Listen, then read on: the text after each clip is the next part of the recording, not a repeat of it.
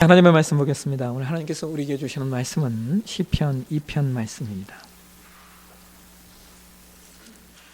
시편 2편 1절에서 4절까지의 말씀 함께 보시도록 하겠습니다. 구약성경 805페이지 시편 2편 1절에서 4절까지의 말씀 우리 함께 한 목소리로 같이 봉독하겠습니다. 어찌하여 이방 나라들이 분노하며 민족들이 헛된 일을 꾸미는가? 세상에 고난들이 나서며 관원들이 서로 꾀하여 여호와와 그의 기름 부음 받은 자를 대적하며 우리가 그들의 맨 것을 끊고 그들의 결박을 벗어버리자 하는도다. 하늘에 계신 이가 웃으시며 주께서 그들을 비웃으시리로다. 아멘. 주명을 위한 기도를 드리겠습니다. 하나님, 오늘도 우리에게 말씀을 주시옵소서. 주의 말씀이 우리 가운데 증거되어질 때 오늘 이 말씀을 통하여 나에게 말씀하시는, 내 영혼 가운데 말씀하시는 주의 음성이 들려지게 하시고, 그래서 이 말씀 부여잡고 한 주간 믿음으로 살아내는 귀한 주간 되게 도와주시옵소서. 부족한 사람 세우셨사온즉 하나님 말씀 똑똑히 잘 전하게 하시고 듣는 자나 전하는 자나 엄미하신 하나님 말씀 앞에 세워지게 도와주옵소서. 거룩하신 예수님의 이름으로 기도하옵나이다. 아멘. 오늘 본문의 말씀을 가지고 사슬신앙, 족쇄신앙이 되어야 합니다 라고 하는 제목으로 말씀을 좀 나누도록 하겠습니다. 지난 20세기의 역사 가운데 가장 영향력을 끼쳤던 사람들이 누구인가? 많은 단체에서 조사를 했습니다. 철학자이든 경제학자이든 사회학자이든 20세기 그 격동의 시기에 세상에 영향력을 미쳤던 수많은 사람들이 있었는데요. 그런데 20세기에 가장 영향력을 끼쳤던 인물들을 뽑았을 때 언제나 빠지지 않고 들어간 인물이 세 사람이 있습니다. 어느 영역이든 빠지지 않고 이름이 포함되어 있던 사람들이 세 사람인데요.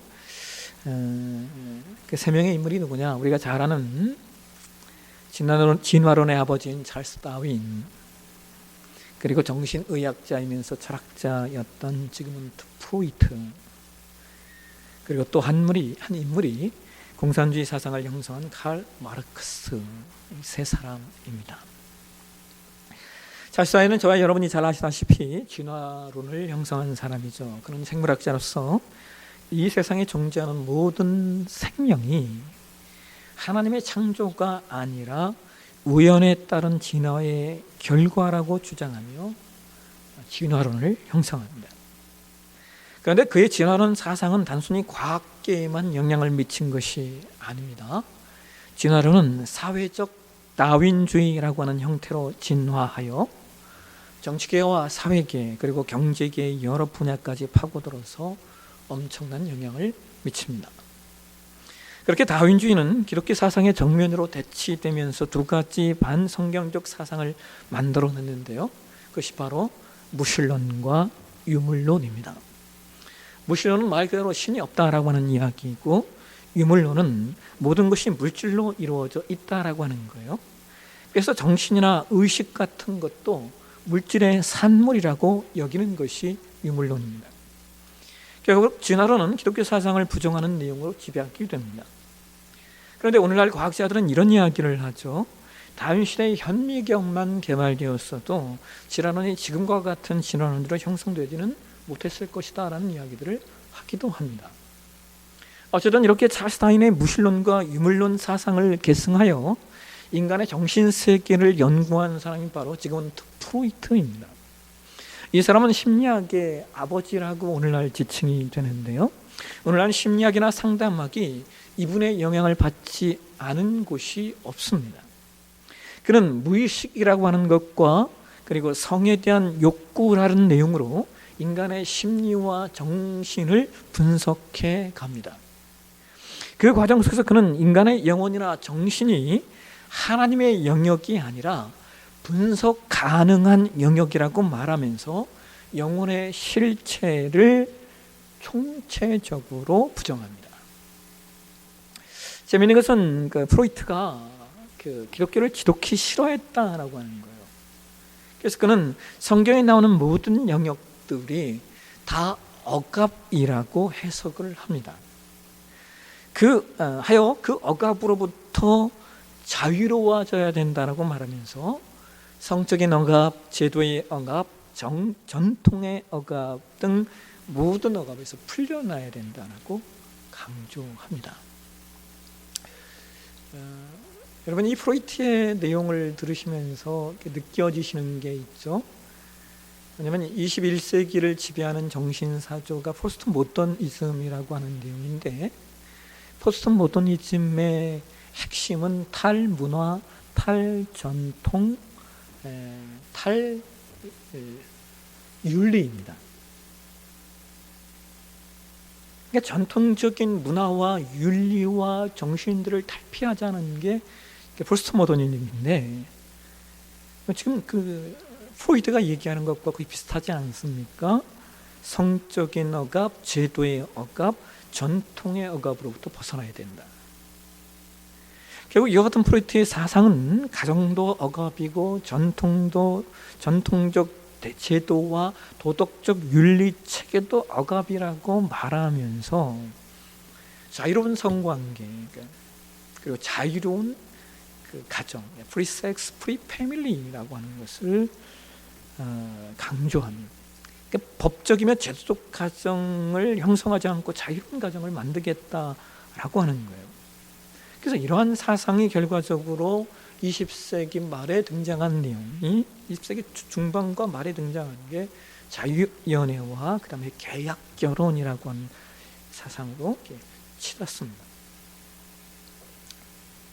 그 다음으로 이러한 사조에 결정타를 가한 사람이 바로 칼 마르크스예요. 칼 마르크스 이전에는 언제나 정신이 물질보다 중요하고 우위에 있다라고 이야기를 했어요. 이게 이제 세상 문명사 이것을 이제 정신우일론이라고 이야기를 하는데요. 그게 기본이었습니다. 정신이 물질의 위에 있다라고 하는 거예요. 그런데 마르크스는 물질 결정론이라고 해요. 경제 결정론을 내세워요. 그러니까 모든 것은 물질이 결정한다라고 하는 거예요. 그러니까 정신세계마저도 물질이 결정한다라고 하는 거예요. 그래서 사실상 칼 마르크스의 사상은 찰스 다윈의 무신론과 유물론에다가 경제 결정론을 가미한 겁니다. 그러니까 이런 거죠. 영혼, 정신, 이게 개나주라는 거예요. 예? 영혼, 정신, 문화 이건 이런 웃기는 소리 하지 말라라고 하는 겁니다. 경제가 최고라는 거예요. 밥줄이 최고고 돈이 최고며 경제가 우리 사회의 최상위 결정 요인이라고 말하면서 그는 경제를 영혼과 인간 내면의 위에 올려놓습니다. 여러분, 참 아이러니한 게 뭐냐면요, 이런 카르 마르크스이즘이 오늘날 형성한 내용이 하나 있어요. 그게 뭐냐면요, 이 경제잖아요. 그러니까 돈이잖아요. 오늘날 돈이 신격화되고 돈이 우상화되는데 결정적인 요인을 한 게 이 카르 마르크스의 경제 위론이에요. 경제 결정론이에요. 근데 여러분, 카르 마르크스의 사상은 뭐예요? 그럼 공산당 선언을 했던 사람 아닙니까? 이게 참 아이러니한 게요, 돈에서 노동자를 해방시키겠다고 한 것이 공산주의 혁명입니다. 그런데 오히려 돈을 강조하게끔 만들었다라고 하는 거예요. 이게 아이러니예요. 더제밍슨 폴 존슨이라고 하는 사람이 쓴 벌거벗은 지식인들이라고 하는 책에 보면 거기서 그가 그런 얘기예요. 마르크스는 아이러니하게도 언제나 노동자보다는 중상층의 지식인과 어울리는 걸 좋아했고 노동자를 무시했다는 거예요. 단적인 예가 그의 평생에 단 한 명의 노동자 친구가 없었다는 겁니다. 그러면서 그의 진짜 목표는 뭐요? 자신이 부정했던 부르주아가 되는 것이었고, 말년에 2명의 하녀를 부리면서 사는 것이 그렇게 좋을 수가 없다고 말할 정도로 그는 자신의 정신과 가르침과는 모순되는 삶을 살았다는 거예요. 그러니까 여러분, 이론과 삶을 살아내는 건 이건 좀 다른 거예요. 말은 얼마든지 할 수 있어요. 근데 그 말한 걸 살아내는 건 이건 정말 어려운 거예요. 근데 능력은 뭐냐? 그걸 살아나는 게 능력이고, 변화는 뭐냐? 그걸 살아낼 때 변화되는 거예요. 결국 여러분, 이러한 내용들을 요약해 보면 20세기의 인류사에 가장 큰 영향력을 끼쳤던 사람들은 모두 다 어떻게 해서 어떤 하나님을 떠나려고 몸부림을 쳤던 사람들이라는 거예요. 이들이 하나님을 알았던 사람들이고 그런 문화권에 있었던 사람들이었음에도 불구하고 말입니다. 그래서 우리가 신자로서 하나 깊이 생각해 보셔야 할 것이 뭐냐면, 여러분, 우리가 살고 있는 21세기라고 해서 20세기와 크게 다르지 않을 거예요. 여전히 세상은 하나님을 떠나기 위하여 몸부림을 칠 것이고, 기독교 신앙을 배격하기 위하여 그것이 철학계든 사회계든 경제계든 문화계든 모든 영역에서 발악을 할 거예요. 자, 그렇다면 여러분, 왜 세상이 이렇게 하나님에게서, 성경에서 떠나려고 몸부림을 칠까요?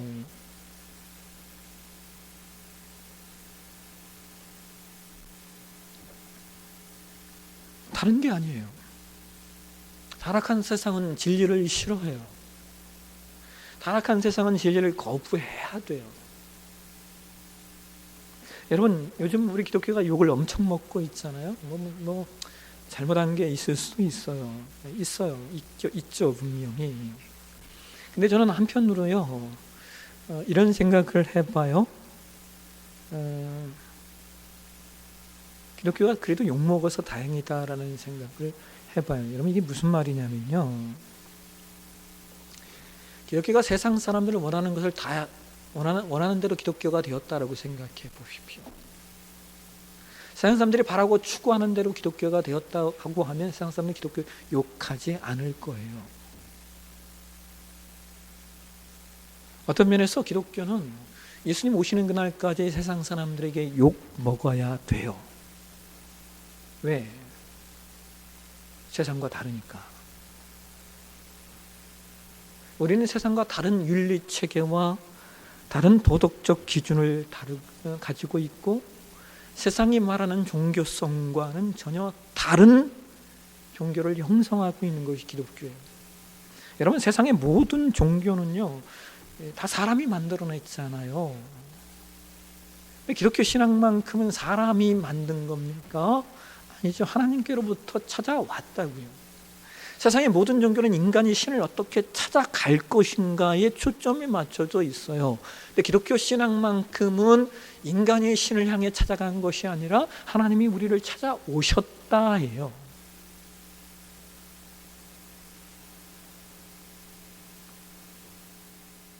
그래서 기독교는 그 존재 자체가, 그리고 그 목적이 세상의 그 어떤 종교와 세상의 그 어떤 문화와도 달라요.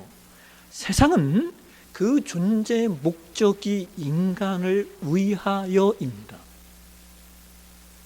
그러나 기독교만큼은 우리의 존재 목적이 하나님의 영광을 위하여라고 하는 내용을 가지고 있어요. 기독교 신앙은 우주 만물을 창조하신 하나님께로부터 시작이 되고, 기독교 신앙의 절대적인 목적은 그 우주 만물의 주인이신 하나님을 영원롭게 하고 그분 안에서 참다운 인생 목적을, 존재의 목적을 찾아 기쁨을 누리자, 이것이 기독교예요. 여러분, 세상사의 사상이 뭐 그리 대단하지 않아요. 내용이 결국은 이것 수많은 이즘과 수많은 철학과 수많은 정신세계가 말하고 이야기하고 수많은 철학자들이 있었지만 결국은 이 두 가지로 요약이 돼요. 인간 중심의 삶을 살 거냐, 아니면 하나님 중심의 삶을 살 거냐. 결국은 이 두 가지로 요약이 됩니다. 이것을 좀 더 유식하게 표현하면 신본주의냐 아니면 인본주의냐 이거예요. 이거. 여러분, 사람들이 오해하는 것 중에 하나가 이런 거예요. 인간이 인간 스스로 유토피아, 즉 낙원을 만들 수 있을 것이다 라는 오해를 했다라고 하는 거. 이게 오해예요. 그런데 그런 오해를 가지고 기독교 신앙이 인간의 삶을 억누른다라고 하는 잘못된 가치들을 세상 가지고 있어요. 여러분, 인간 삶에 참 어려운 게 뭐냐면요, 자유와 방종을 어떻게 구분할 수 있느냐라고 하는 겁니다. 어디까지가 자유이고 어디서부터가 방종이에요. 인본주의는 자유와 방종이 구분되지 않습니다. 대표적인 게 동성애죠. 세상에는 자유와 방종이 절대로 구분되지 않아요. 그죠? 내가 원하는 거, 그게 자유예요.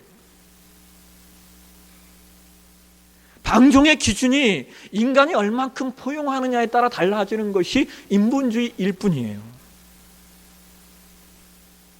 근데 기독교는 그렇지 않죠? 왜 그렇습니까? 선이 있기 때문에, 기준이 있기 때문에, 진리라고 하는 내용이 있기 때문에 그런 거예요. 여러분, 이 진리라고 하는 기준, 잣대라는 기준이 없으면요, 자유와 방종만큼 헷갈리는 것이 또 없습니다. 여러분, 우리의 삶에 인간의 힘으로 해결되지 않는 일들이 얼마나 많습니까? 인간이 인간을 위한다고 만들어낸 것 중에 정말 인간을 위하여 옳게만 사용되어진 것이 있습니까? 한번 보시라고요. 인간이 만들어낸 과학의 산물들을 한번 살펴보세요. 위대한 과학이라고 말하지만 그것이 옳게만 사용되어집니까? 저는 최근에 텔레그램이라고 하는 내용을 보면서요, 참 한 마음이 생각했던 게 그거예요. 여러분, 사람들이 카카오톡이나 이렇게 트위터 하다가 텔레그램으로 확 몰려간 이유가 뭐예요? 텔레그램은 정보가 노출이 안 된대요. 예? 이 사람이 한 게 텔레그램에서는 누가 그걸 살펴볼 수가 없다는 거예요. 그래서 텔레그램에 사람들이 확 몰렸어요. 그랬더니 뭐가 일어나요? N번방 사건 같은 게 일어나는 거예요. 인간이 뭔가를 만들어내고 형성한 것이 오로지 인간의 유익만을 위해 사용되어지지 않아요. 여러분, 원자력이 얼마나 중요합니까? 우리가 쓰는 전기 대부분이 원자력이잖아요. 그런데 원자력은요, 이 지구를 수십 번도 망가뜨릴 수 있는 핵폭탄을 만들 수 있어요. 여러분, 앞으로 만들어지게 될 과학계의 가장 큰 혁명이 뭔지 아세요? 요즘엔 이제 AI 얘기하죠. 천만에요. 앞으로 과학계의 가장 큰 혁명은 복제입니다. 복제 기술이 일반화되면 사람들은 인간이 더 풍요롭고 또한 여러 가지 병에서 자유로워지면서 가치 있는 삶을 살 거라고 말해요. 근데 여러분, 정말 그럴까요? 복제 기술이 완성되면요, 복제는 살아있는 자와 가진 자의 가장 큰 이기주의가 될 거예요.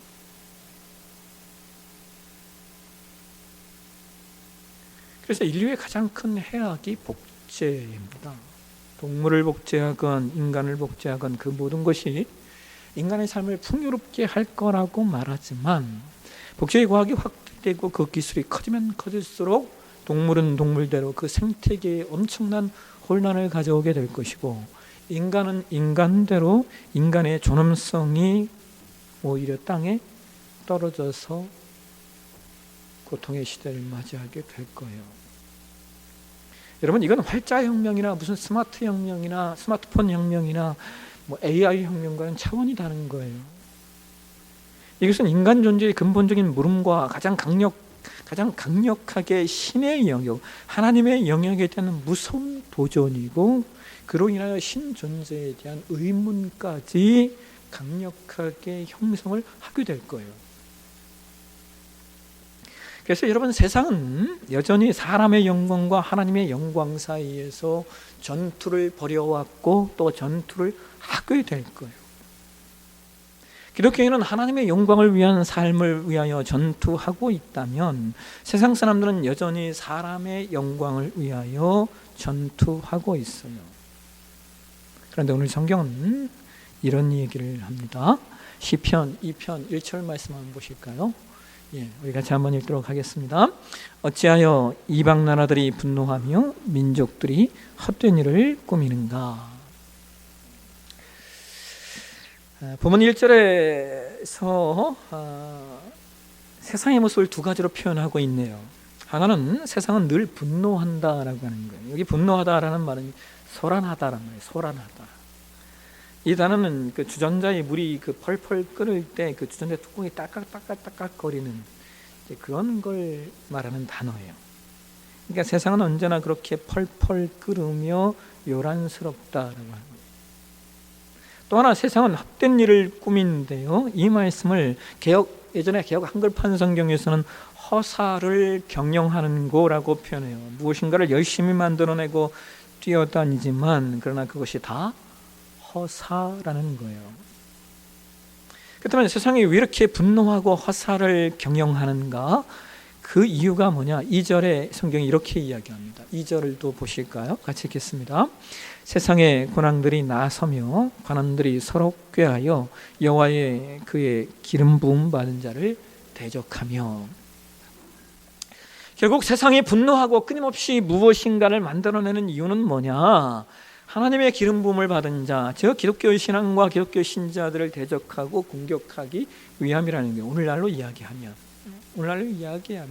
하나님의 기름 부음을 받은 자, 즉 기독교 신앙, 기독교 신자들을 공격하고 대적할 거라는 거예요. 여러분, 20세기 말에 등장해서 21세기를 지배하게 될 종교다원주의가 대표적인 것이죠. 일부 기독교인도 그새 동조하지만 결국 이 속에서 성경적인 진리를 추구하는 분들은 기독교 진리를 사수하기 위해서 시간이 가면 갈수록 이제 외톨이가 될 거예요. 이제 시간이 지나면 하나된 인본주의적 세상의 종교와 신본주의적 기독교의 대립으로 만들어지게 될 거예요. 그들이 이렇게 기독교를 대적하여 합종 연행을 하는 이유가 뭐냐? 3절이 이런 얘기를 합니다. 3절을 보시겠습니다. 같이 읽겠습니다. 그의 결박을 벗어버리자 하는도다. 자, 여러분, 여기 3절에 우리가 그의 맨 것을 끊고 그의 결박을 벗어버리자 하는도다.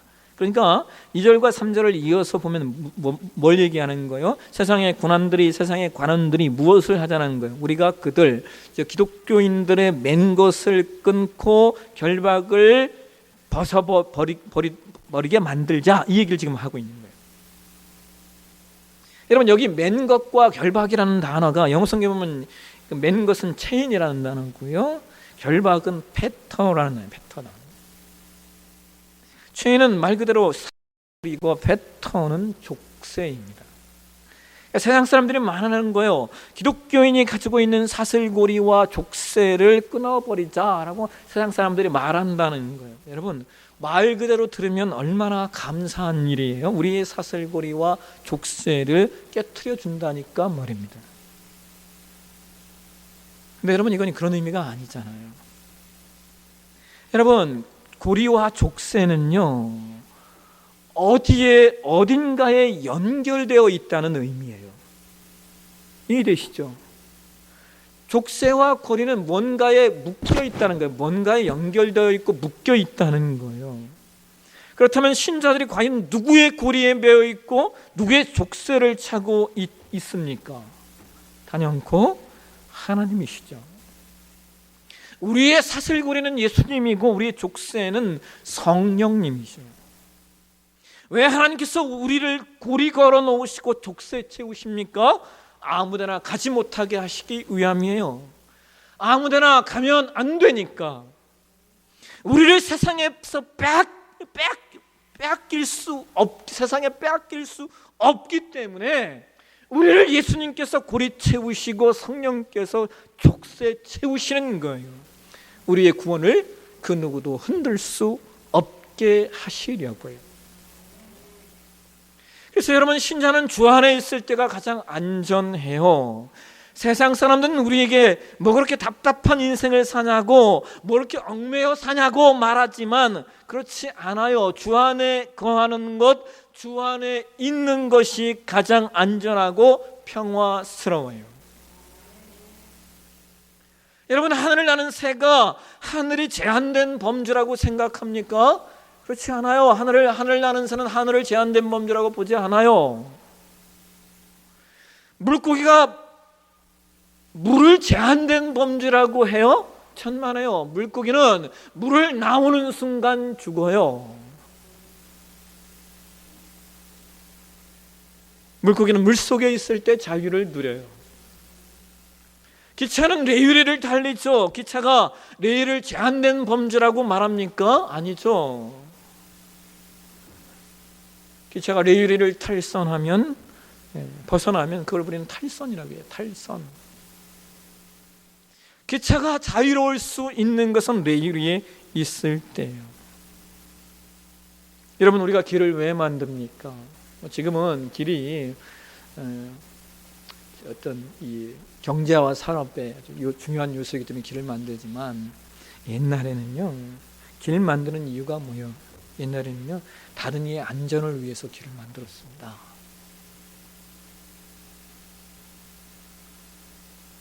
길을 만드는 이유는 다른 이의 안전을 위해서 만드는 거예요. 그 길로 따라오라고. 지뢰밭에 가면 원칙이 뭡니까? 절대로 마음대로 다녀서는 안 된다라고 하는 것이죠.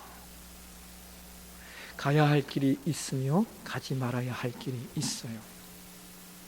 그런데 세상은, 마귀는 늘 우리를 속여요. 길을 벗어나는 것이 자유인 양, 길을 벗어나는 것이 인권인 양, 길을 떠나는 것이 무슨 앞선 사랑인 양 부추기고 있어요. 그래서 이와 같은 모습을 보면서 성경은 오늘 시편 2편 4절에 이렇게 말하는 거예요. 같이 읽겠습니다. 하늘에 계신 이가 웃으시며 주께서 그들을 비웃으시리로다. 말씀을 맺겠습니다. 여러분, 우리가 역사를 이해할 때 역사의 동인이 무엇이냐라는 이야기를 해요. 이 말은 역사를 이끄는 주체가 누구냐 그 얘기예요.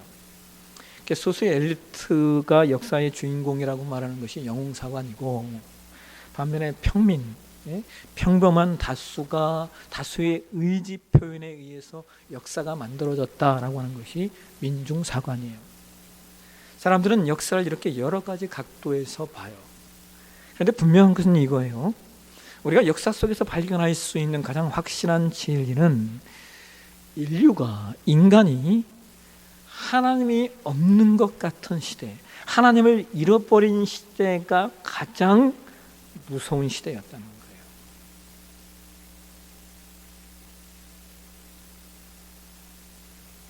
여러분, 찰스 다윈의 결론이 뭔지 아십니까? 찰스 다윈의 결론은 히틀러예요.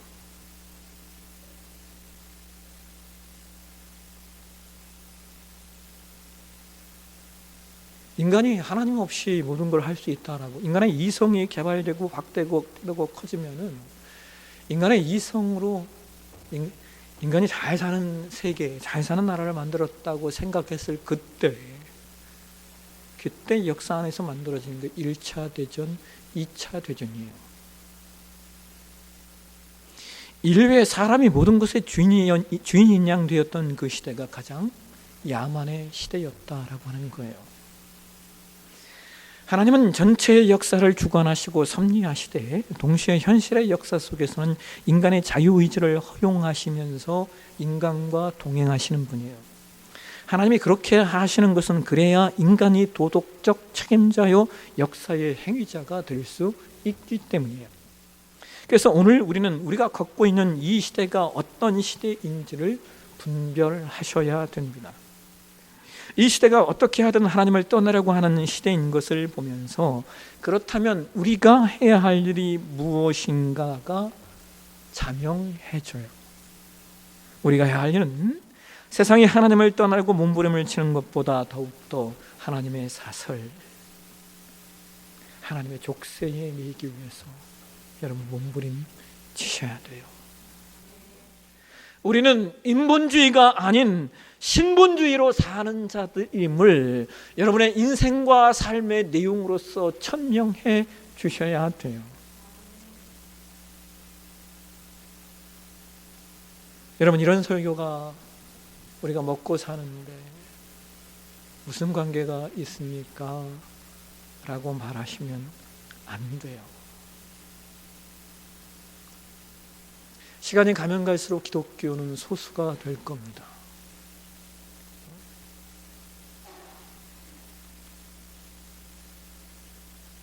소수인 저와 여러분이 어떤 의식과 어떤 철학과 어떤 믿음을 가지고 있느냐에 따라 세상은 달라질 수 있어요. 그것을 살아낼 수 있는 저와 여러분의 신앙 되시길 주의 이름으로 축원합니다. 기도하겠습니다.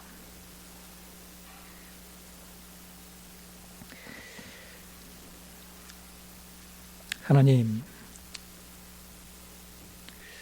오늘 한 사람의 크리스찬으로 내가 그냥 사는 것이 아님을 우리로 알게 하시니 감사합니다. 한 사람의 신자로 이 땅을 사는 것이 얼마나 중요하고 의미 있고 얼마나 가치 있는 것인지, 그리고 이것은 우리가 어떤 정신과 어떤 믿음과 어떤 철학과 어떤 사상을 갖고 있느냐로 달라지고 구분되고 변화될 수 있음을 우리가 놓치지 않게 도와주옵소서. 오늘 우리 안에 우리의 존재성, 내가 살아나야 될 삶, 내가 추구해야 될 믿음, 나의 존재성, 그리고 나의 정체성을 확고히 하는 우리 되게 도와주옵소서. 거룩하신 예수님의 이름으로 기도합나이다. 아멘. 우리 함께 자리에 일어나셔서 파송의 찬양 드리겠습니다. 창조의 아버지 함께 찬양 드리시겠습니다.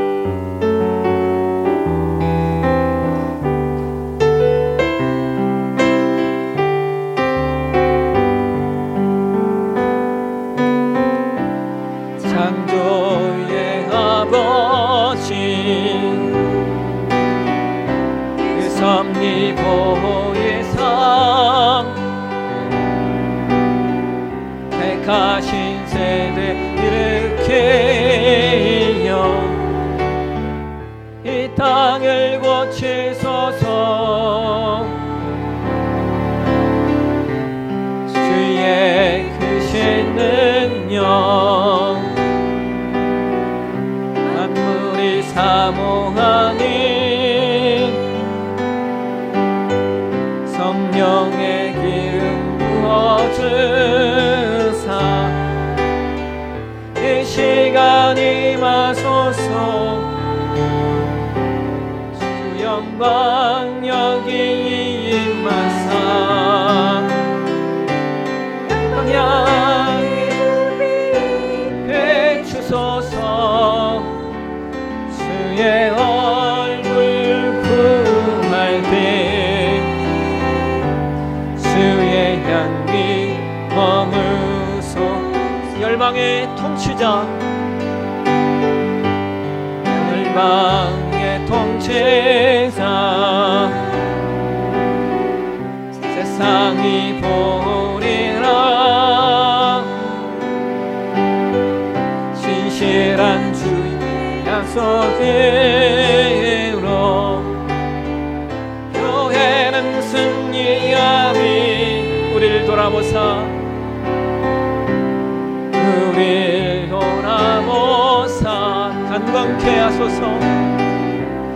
경쾌하소서. 연약한 몸 벗어진 승리케 하옵소서.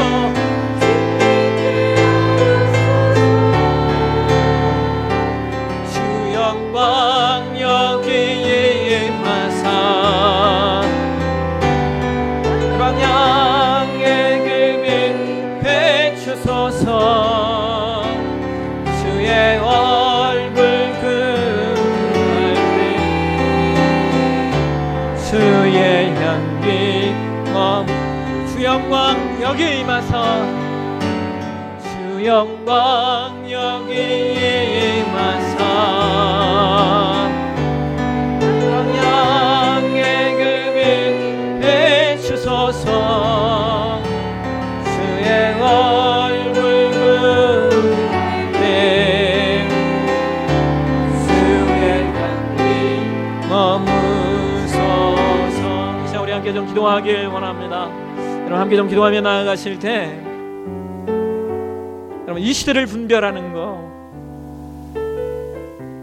이건 뭐 식자나 공부한 사람들이나 하는 일이 아니에요. 우리 모든 하나님의 백성들이 모든 신자들이 이 시대를 분별해야 돼요.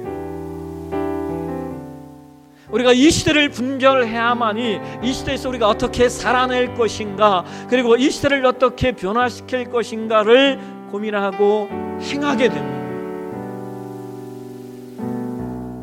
이 시간 함께 기도하며 나아가실 때 하나님 이 역사 우리가 지내왔던 이 모든 역사 속에서 우리가 어떻게 존재하고 어떻게 반응하고 어떻게 태도할 것인가를 우리로 알게 해주셔서 세상이 화살을 경험하고 세상이 분노하고 세상이 요동하고 세상이 기독교를 공격하고 기독교를 친다 할지라도 치는 것이 당연하고 또 때로 우리가 억압받는 것이 당연한 것임을 우리는 놓치지 않게 하시고 그러나 그럼에도 불구하고 그 속에서 하나님의 사람으로서의 삶을 살아내는 오늘 우리가 좀 되게 해달라. 우리의 존재성, 우리의 정체성을 놓치지 않는 오늘 우리의 삶 좀 되게 해달라고 우리 같이 한번 주여 우리 간절히 한번 부르시고 우리 간절한 마음으로 기도하며 나아가도록 하겠습니다. 주여 거룩하신 하나님 아버지 이 아침에 우리로 말미암아 말씀해 주셔서 감사합니다. 우리가 어떻게 존재해야 할 것인가 어떻게 우리가 이 시대를 분별하고 구별해낼 것인가 우리가 어떻게 이 시대 속에서 하나님의 사람으로서의 정체성과 그 존재성을 놓치지 않을 것인가 하나님 아버지 시대가 가면 갈수록 무엇을 형성하고 무엇을 세워갈 것인가 하나님 우리로 말미암아 우리는 인본주의로 사는 자들이 아니라 신본주의로 이 땅을 사는 자들임을 하나님 우리가 선언하고 선포하고 증거하는 하나님의 백성들 되기를 소망합니다. 아버지 그 삶 믿음으로 살아내는 우리가 되게 알려주시고 그 삶 아버지 그것이 우리의 존재와 그것이 우리의 정체성 되게 도와주옵소서. 그래서 이 시대 앞에 하나님 아버지 하나님 백성으로서의 존재적 삶 그 정체성 잃어버리지 않는 우리 되어지게 도와주시고 그래서 우리로 말미암아 아버지 세상을 새롭게 하고 변화시킬 수 있는 아버지 우리 되게 도와주시옵소서. 우리가 가야 할 길 우리가 서 있어야 할 자리 아버지 우리가 만들어가야 될 것들 아버지 하나님이 우리에게 말씀하시는 하나님 말씀 중심의 삶으로 아버지 기독교 진리의 삶으로 이 땅을 세워가는 우리 다 될 수 있도록 하나님 우리를 도와주시옵소서.